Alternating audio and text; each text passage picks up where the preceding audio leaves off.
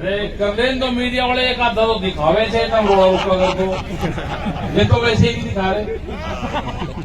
आदरणीय सम्मानित मंच, किसानों, नौजवान साथियों, मेरी माताएं, बहनें, बच्चों और पुलिस प्रशासन के लोग, देखो हालात तो खराब हो गए देश के बहुत।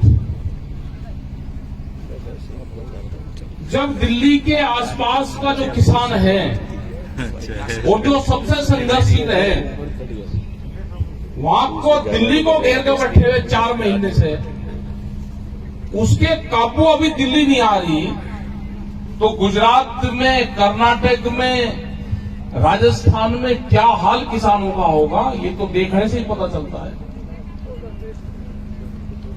जिस तरह से देश को लूटा जा रहा है, देश के किसानों को, फसलों को लूटा जाता है, इनकी जमीनों को छीना जाता है। गुजरात की जमीन कैसे किसान से छीनी, उसके लिए क्या क्या कानून बनाए।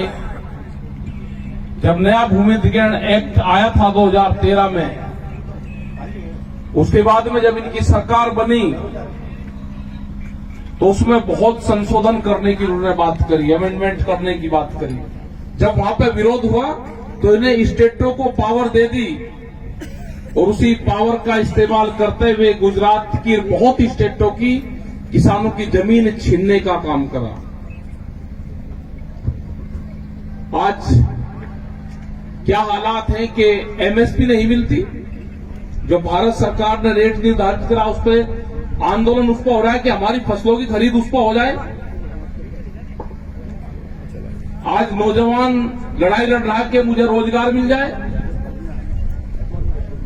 लेकिन यहां तो जो सिस्टम में बैठने वाले जो लोग हैं, जो सरकारों को चलाने वाले लोग हैं, उनका तो मकसद ही कुछ और है। उनका मकसद है कि देश के नौजवानों को रोजगार ना मिले, उनको मजदूर बनाया जाए, उनको एजुकेशन ना मिले, उनको मजदूर बनाया जाए।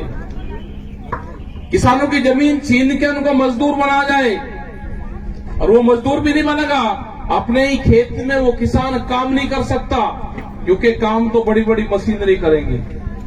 तो ये लड़ाई आपको लड़नी पड़ेगी। गुजरात मॉडल, पूरे देश में गुजरात मॉडल को जाना चाहते हैं। गुजरात में आम किसान, आम जनता की आवाज को दबाया जाता है। गुजरात में जो लोग जाएंगे उनको घुसने नहीं दिया जाएगा। पहली बार देश के इतिहास में ऐसा हुआ कि प्रेस कॉन्फ्रेंस करते हुए हमारे जो लीडर थे उनको उठाया गया, वहां से प्रेस के बीच में से उठाया गया। अपनी बात कहने की आजादी वहां पर नहीं है। ये लड़ाई लड़नी पड़ेगी। ये लड़ाई सड़क पर लड़नी पड़ेगी। में सर, ये लड़ाई ट्रैक्टर से लड़नी पड़ेगी। ये लड़ाई जो नौजवान है उसको ट्विटर पर लड़नी पड़ेगी, सोशल मीडिया का सहारा लेना पड़ेगा, और सड़क पे आपको आंदोलन करने पड़ेंगे। जब विधानसभा और संसद में आवाज ना उठती हो, नहीं सर, जब संसद बहरी और गूंगी हो जाए तो सड़क पे आवाज उठानी पड़ती है। ये अब टाइम आ गया, जी, अब जागने का टाइम आ गया, अब आंदोलन करने का टाइम आ गया, अब सड़क पे ट्रैक्टर चलाने का टाइम आ गया। ये आंदोलन ट्रैक्टर से होगा, कारू से पैदल आंदोलन नहीं होगा। वो टाइम तो चले गए जब राजाई प्रथा थी कि मैं भूख हड़ताल कर लूंगा और मैं पैदल चल लूंगा, शरीर को कष्ट झेल लूंगा, तो राजा मेरे पर दया कर लेगा और मैं दया का पात्र बन जाऊंगा, मेरे पे मेहरबानी कर देगा।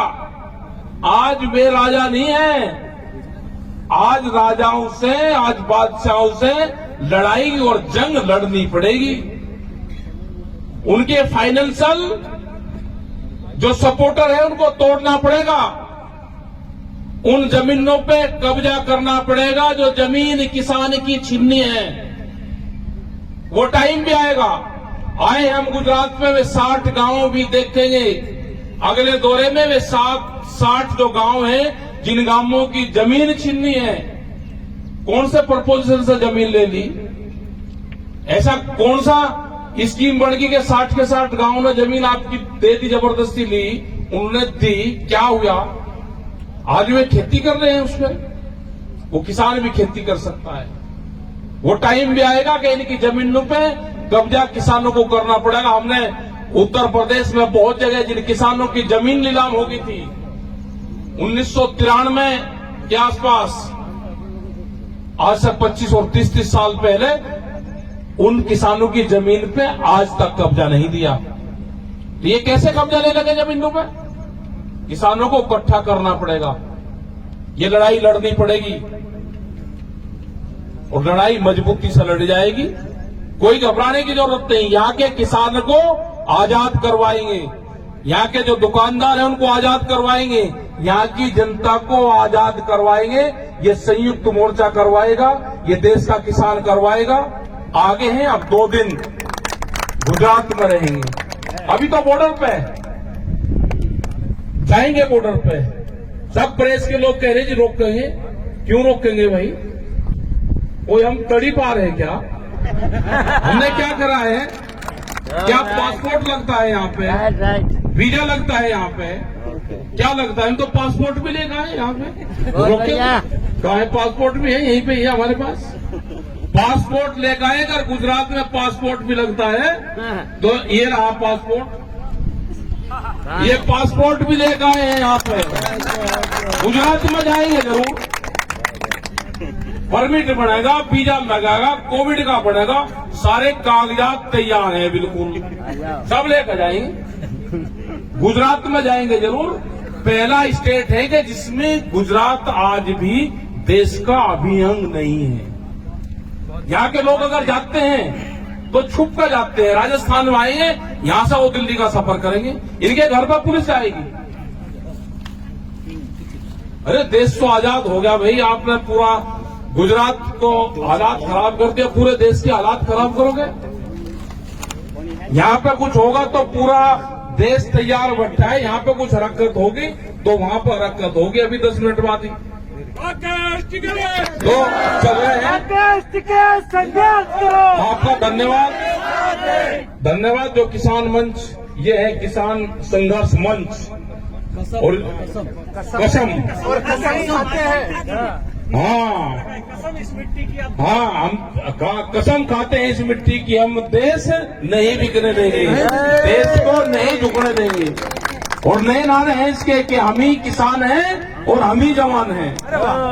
हम ही किसान हैं, हम ही जवान हैं। और 3 तरह से आंदोलन चलेगा यहाँ पे। एक चलेगा जो फोर्स के लोग हैं, वो टैंक का काम करते हैं, वो बॉर्डर सिक्योरिटी का काम करते हैं। अंदर जो किसान है वो ट्रैक्टर चलाएगा, टैंक और ट्रैक्टर दोनों साथ चलेंगे। तीसरा है जो नौजवान है वो ट्विटर चलाएगा। तो TTT देश में लागू होगी तो देश बचेगा, नहीं तो देश नहीं बचना।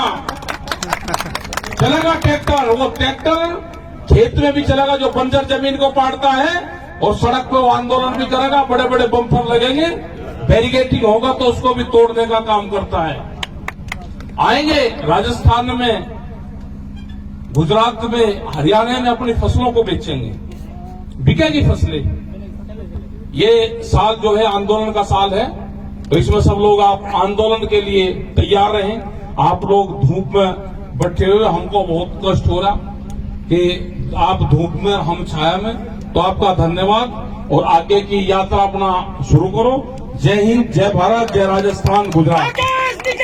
जय अम्बा मैया की जय। अम्बा